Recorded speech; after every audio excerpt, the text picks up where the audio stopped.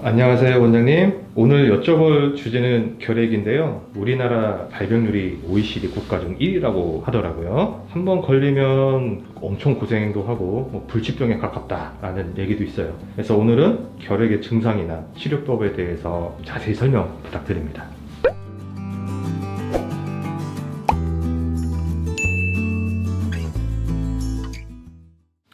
안녕하세요. 우리베스트내과 원장 우용식입니다. 결핵이라고 하는 병은 결핵균에 의해서 발생되는 질환을 말합니다. 일반적으로 결핵균은 다른 세균하고 다르게 자연계에서는 존재해서 병을 일으킬 수는 없고요. 사람을 매개해서만 전염을 일으킬 수 있습니다. 특히 폐결핵 환자가 기침이라든가 객담, 가래를 뱉음으로써 그 작은 침방울 같은 것들이 다른 사람의 폐를 통해서 전염을 시킬 수 있는 질환을 보통 우리가 결핵이라고 말하고요. 대표적인 것들이 폐결핵이 있습니다. 따라서 보통 우리가 결핵이라고 하는 거는 폐결핵을 말하게 됩니다. 물론 이 결핵균이 폐 이외의 다른 장기, 뇌라든가 늑막, 장, 신장 같은 데 감염시킬 수 있고요.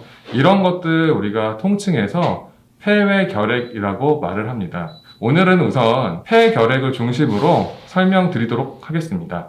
다음은 결핵의 증상에 대해서 말씀드리겠습니다. 결핵의 증상은 감염의 양상, 감염의 정도에 따라서 다르게 나타날 수 있는데요. 따라서 어떠한 특정적인 증상만 가지고 이것은 결핵이다라고 말하기는 상당히 어렵습니다. 다만 가장 흔한 증상 중에 하나가 기침입니다. 감기에 의해서도 기침이 있을 수 있고 다른 폐렴이라든가 다른 질환에 의해서도 기침이 있을 수 있지만 원인 미상으로 2주 이상의 기침이 있는 경우에는 우선 결핵을 의심하고 가장 간단한 검사인 엑스레이를 촬영해 보는 것이 필요합니다. 다음으로 결핵에 걸렸을 때 나타나는 증상 중에 하나는 객담이 있다던가 혹은 객혈 같은 가래에서 피가 섞이는 질환이 나타날 수 있습니다. 다른 증상으로는 이유 없이 체중이 감소하다던가 지속적인 미열이 있는 경우에 결핵을 의심해 볼 수 있겠습니다. 다음은 결핵의 진단에 대해서 설명드리겠습니다. 앞에서 설명한 것처럼 결핵의 증상이 의심되는 경우에 엑스레이를 촬영하게 되고 엑스레이에서 나타나는 양상은 감염의 상태에 따라서 다양하게 보여줄 수 있습니다. 심한 경우에는 엑스레이 사진만 가지고 결핵을 진단하고 활동성 여부를 바로 판단할 수 있지만 대부분 경우에서는 흉부 CT가 도움이 되거나 확진을 위해서 객담 검사를 해야 됩니다.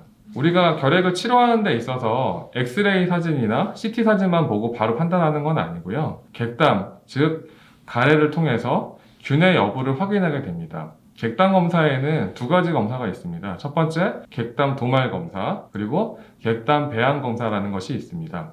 여기 보여주시는 것처럼 결핵균은 특수 염색을 하게 되면 이렇게 현미경에서 특별한 양식으로 보이게 됩니다. 이걸 객담 도말 검사라고 하는데 이제 균 여부를 바로 판단할 수 있어서 약물 치료를 빨리 시작해야 되는 경우에 도움이 될 수 있고 객담 도말 검사의 양성인 경우에는 활동성 폐결핵, 전염성이 있는 폐결핵을 판단해서 일정 기간 격리가 필요할 수 있습니다.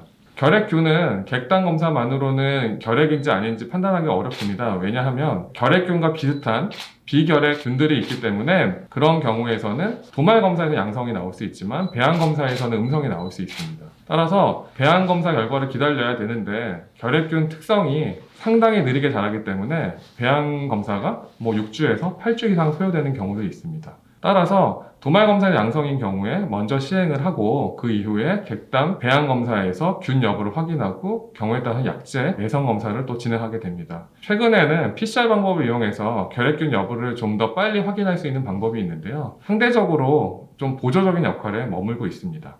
다음은 폐결핵의 치료에 대해서 설명드리겠습니다. 폐결핵은 보통 6개월 정도의 약물 치료를 하게 됩니다. 경구약제로 사용하는데요. 각각의 약제에 대해서 여기서 자세히 설명드리는 것은 도움이 되지 않을 것 같아서 일반적인 원칙에 대해서만 간단하게 설명드리겠습니다. 결핵은 아까 말씀드린 것처럼 균 자체가 천천히 날아가기 때문에 약물 치료에도 반응이 아주 느립니다. 따라서 꾸준한 약물 치료가 필요하고요. 여기 사진에서 보시게 되면 1차 약제와 2차 약제가 차이가 보이게 됩니다. 1차 약제 같은 경우에서는 경구약으로만 사용하게 되는데 그에 반해 2차 약제는 경구약 플러스 근육주사가 필요하게 됩니다. 1차 약제에서 치료 실패가 있는 경우에 결핵균 자체의 내성이 있는 경우도 있지만 약물 복용을 꾸준하게 하지 못하는 경우에 치료 실패가 나타날 수 있고요. 그런 경우에는 치료 기간이 더 길어지고 약제도 더 많아지는 2차 약제나 혹은 3차 약제를 사용해야 되는 경우도 있습니다. 따라서 최초에 약물을 열심히 복용하는 게 필요하겠습니다. 물론 약제 가지수가 너무 많고 그 다음에 약물 치료 기간이 길지만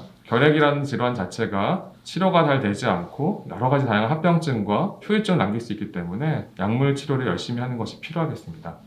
결핵의 예방에 대해 설명드리겠습니다. 결핵균은 일반적으로 환자에 의해서 객담이나 기침을 통해서 결핵균이 배출되고 그것을 건강한 사람이 폐에 들어가게 됩니다. 일단 접촉자의 30%가 결핵균에 감염이 되고 그 중에 10%만 질환이 발생하게 됩니다. 나머지 90%는 건강하게 지내게 되고요. 그 10% 중에 절반은 실제 폐결핵이 발생하고 나머지 절반은 일생 동안에 결핵이 발생할 수 있는 잠복 결핵의 형태로 지내게 됩니다. 앞에 말했던 것처럼 결핵약을 먹게 되면 결핵균을 배출하는 폐결핵 환자도 2주 후에는 결핵균이 대부분 없어지게 됩니다.